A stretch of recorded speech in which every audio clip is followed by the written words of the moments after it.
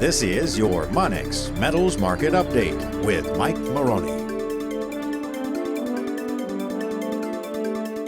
Good afternoon. It's Monday, October 9th. My name is Mike Maroney, and I am coming to you today from the Monex Precious Metals Studio. Let's talk precious metals.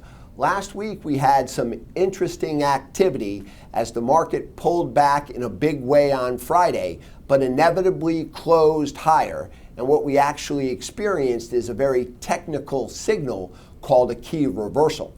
That's when the market takes out the previous day's low and closes above the previous day's highs.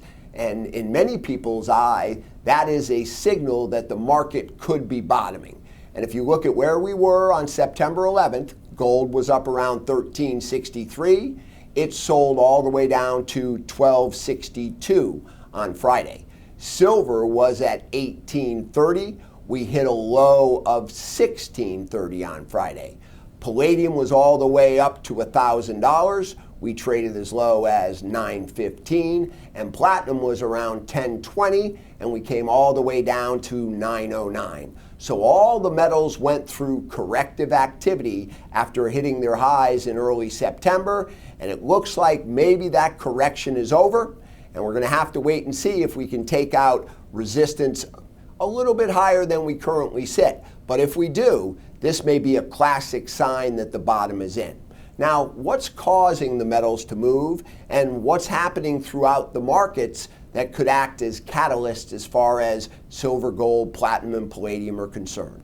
One, we had the Federal Reserve talk about raising interest rates. And if you think about interest rates over the last 30 years, since 1987, the interest rates have been on a downward plane all the way over the course of 30 years, with the 10-year yield bottoming at just about 2%.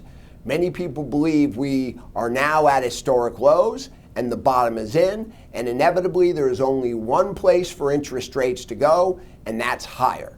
And if you think about the amount of debt that exists throughout the world, higher interest rates cannot be good unless the world's central banks can create inflation. Because if they can create inflation, then feasibly these debts could potentially be serviced. If not, in a deflationary environment, the worst situation is to have massive amounts of debt. Now let's talk a little bit about that debt. Currently, we have $230 trillion of debt existing throughout the world. And if you look at all the unfunded liabilities that exist as far as government liabilities are concerned, we have another quarter of a quadrillion, which basically is $250 trillion worth of unfunded liabilities. Where is all this money going to come from? Obviously, we're seeing central banks print money at an alarming pace. We've seen 20 countries lower their interest rates to below zero. And the bottom line is we still don't have inflation.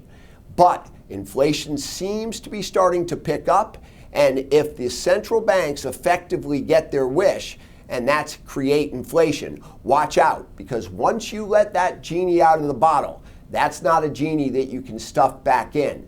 And if we see inflation kick in with all of the money that's been created, precious metals could make a major move to the upside. So interest rates at historic lows, interest rates are going higher. What does that do to the other sectors as far as the investment community is concerned? Typically, higher interest rates is not very good for stocks. Stocks are at all-time highs. Maybe we're about to see a corrective sell-off in the stock market, which could cause sector rotation into undervalued assets. And when you look at the current prices of precious metals, obviously undervalued is definitely in many people's eyes. Now, real estate. Real estate also trading at all-time highs. We know that, one, people don't buy price, they buy payment. And if interest rates are going higher, payments will go higher and price will inevitably come down. So, two of the major sectors right now hitting all-time highs and looking a little bit toppy, and precious metals, after just going through a major correction, looking very inviting as far as price levels are concerned. Now, when you factor in all of the geopolitical risk around the world, North Korea, South Korea, Syria, Iran, Iraq, the situation in the Ukraine, Russia, and the United States as far as its NATO allies, and what's happening over in Europe, a lot of uncertainty exists. With all of the political uncertainty, with all of the risk that is associated with $250 trillion worth of debt and interest rates at all-time lows, doesn't it make sense to looking at diversifying your portfolio and buying an undervalued assets? Precious metals look poised for a major move in the long term. Now may be one of the best times to accumulate gold, silver, platinum, and palladium to put away for safety purposes.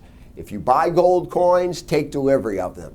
Buy silver coins, take delivery of them. You can forget about them for the next 2 or 3 years, and I can pretty much bet that what we're going to see in the not so distant future is much higher prices. And I think you'll be very happy by diversifying into this asset class. Give us a call today so we can talk about all of the different catalysts that exist that affect the price of precious metals and find out if they make sense to you as far as your individual portfolio is concerned. Give us a call. Thank you.